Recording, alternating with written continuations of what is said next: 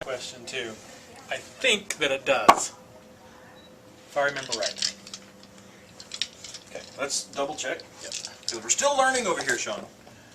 My infantry here that have been shooting up his poor guys are getting bombarded. So right now we're trying to figure out if he's aiming at these guys up here.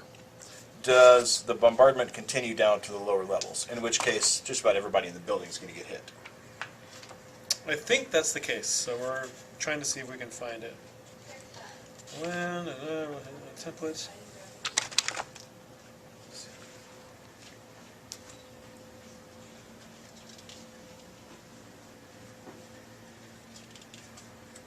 This board is really something else, guys. Thank you. We're not done yet. We want to add a lot more to it. Really? Yeah, the roads here, we're actually going to put bocage on each side, probably do 12-inch sections. So the bocage will be permanent on the sides with some gates and miscellaneous stuff on the outside and texture over the road so it looks more like a dirt road kind of thing. I got to tell you, this is really neat. Now, when you buy this, is this specially for making roads for this game? No, that's for train tracks. This is the train track corkboard. Where'd you get that idea? Just walking around the modeling store and saw it, and it looked really cool. I was like, hey, there's Instant Road. Yeah, that's great. So here's our question to the Flames of War types. If you hit into a building that has more than one level, a successful artillery bombardment, do all the teams underneath that template get hit, or just the top floor? Right. My guess would be you'd have to declare. What floor? I mean, just be reasonable here, Right. you know. Right. By that logic, if this were 8 stories high and you aimed at the top, it would hit everything on its way down. But, you know, Yeah. that's Maybe just let's me. just do top floor. I think so too. I'm going to look one more place here. Let me see. Este es un saludo para mi amigo Miguel en España. Que les vaya bien. Provide bulletproof cover against bombardments. Hola. Alright, turn 3 synopsis. Joseph did some obliterating. Yay! Alright, so I moved my Stoogs up here to fire down the road into this platoon. Yep, so we took 4 to destroy 1 poor, lonely Sherman.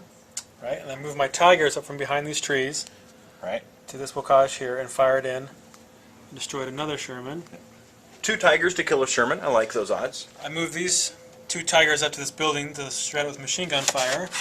Didn't do much at all. They strafed this building after the light machine gun team destroyed a unit sitting there in the corner. They were parked right in there. A infantry spotter team, wasn't that? Yep. Yep. And then the howitzers did a bombardment on here, and then the 2 up saves, so you can't... Right, and It's hard to shake that. yeah, all of my guys saved. We're still curious as to the multiple levels for the buildings. As you'll see, there's 2 levels here, and there are troops underneath. So we played it as just that level. We do know that bombardment does bypass walls, so everybody in here was getting hit. And then these 10.5s fired in, ranged in on this tank here, targeting these 4. Correct. Took out 1 and took out 2 half-tracks. Yep, full of troops, mind you. Full of troops. Now, also, you'll note that this team over here in black, they did survive being shot with 2 bazookas, so they got a bunch of dirt and sticks in their face. Yeah, so they've pulled away from the edge to stop getting shot at.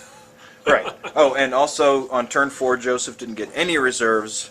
No reserves, yeah. And all I got was the infantry came in and they've already lost half of their unit. So that's going to be fun, isn't it, Joseph? Yes, very exciting.